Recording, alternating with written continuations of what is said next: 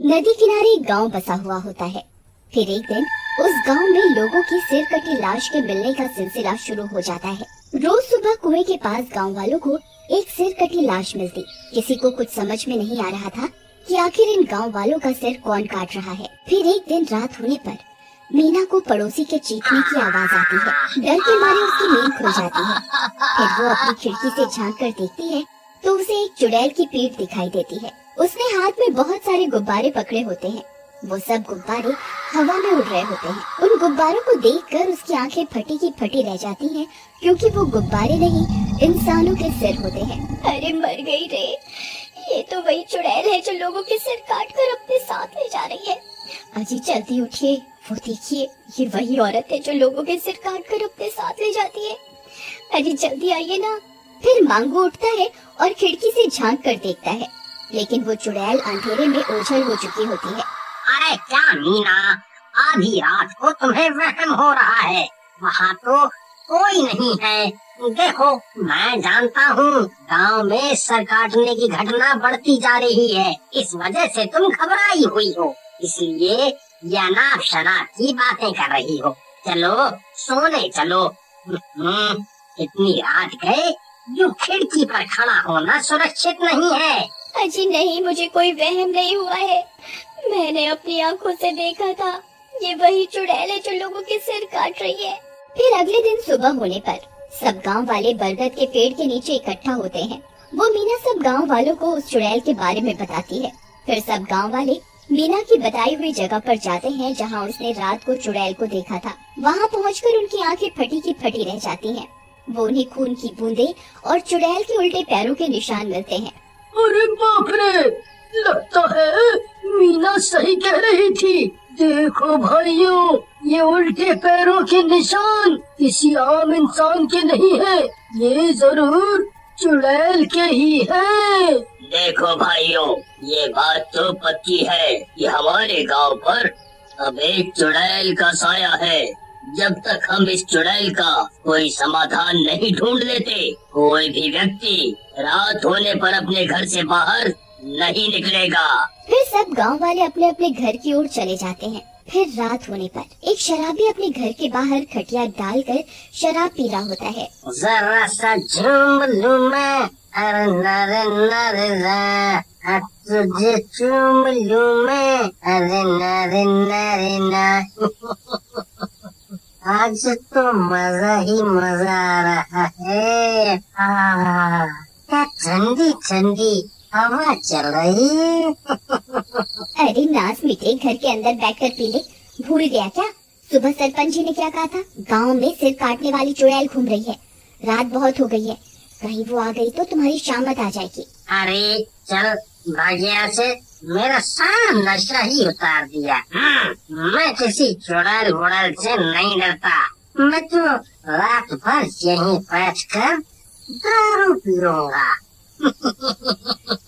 अरे जरा सा झूम लूं मैं, अरे नरे नरे ना। हे भगवान, अब क्या करूं? ये तो समझ ही नहीं रहे बाहर कितना खतरा है। चल भैया से। भाड़ में जाओ, मुझे क्या, जब चुड़ैल आएगी तभी तुम्हें पता चलेगा। फिर इतना बोलकर सीमा घर के अंदर चली जाती है और घर का दरवाजा अंदर से बंद कर लेती है। चमन वहीं बैठकर अपनी मस्ती में शराब पीने लगता है। थोड़ी सी जो पीली है, चोरी तो नहीं की है, नहीं। तभी अचानक से किसी के गुर्राने की आवाज आती है। आई मम्मी, ये किसकी आवाज है भाई? कौन है भाई? कौन मजाक कर रहा है? डराओ मत भाई, सामने आ जाओ। दोनों भाई साथ में बैठकर पियेंगे। आ जाओ, सामने आ जाओ। तभी वो चुड़ैल हाथ में लोगों के कटे सिर लेकर उसके सामने आ जाती है। आई मम्मी, ये तो सच में सर काटने वाली चुड़ैल है। ये तो सच में आ गई। अरे नासमती चुड़ैल, ये लोगों के सिर को गुब्बारे समझकर कहाँ घूमती फिर रही है?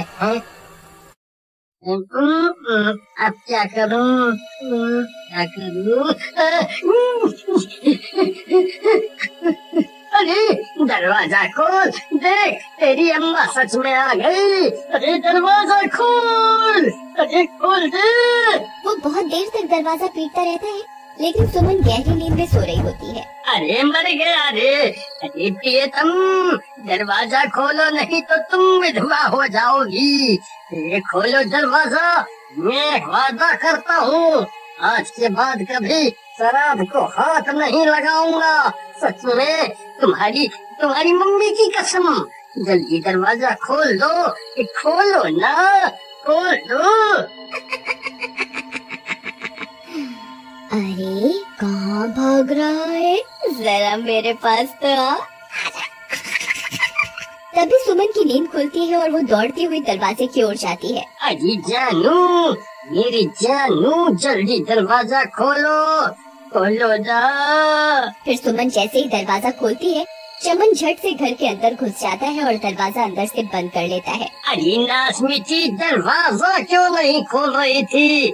अपने पति को मरवाना चाहती थी क्यों? अजी मुझे माफ कर दीजिए, मेरी आंख लग गई थी। फिर वो दोनों खिड़की से बाहर झांक कर उस चुड़ैल को देखने लगते हैं।